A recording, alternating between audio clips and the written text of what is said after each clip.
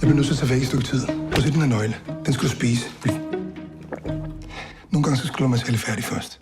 Inde på banegården, der er der en taske. Den taske, den henter du og graver ned i skoven op ved mors hus. Man kan godt begrave et andet sted. Ej, det glemte jeg. Han hedder John nu.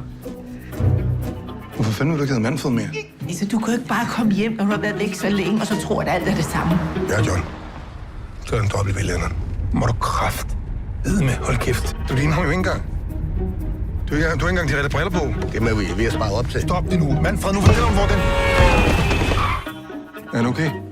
Det er kun overfladiske skram. Men kan jeg så ikke tage med hjem? Hvis du sniger 500 mand ned i lommen på mig, så kan du bare tage ham.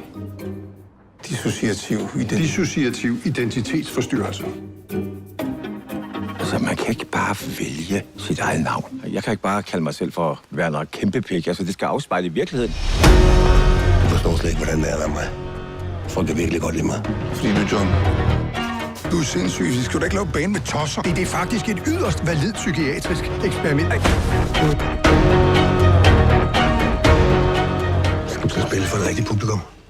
Nej, vi kommer spela framför massa bävrar. Hvad er det, Anker leder efter ude i skoven?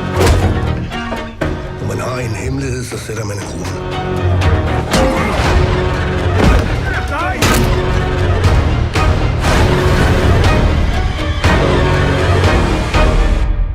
Lothar, svara mig ärligt nu.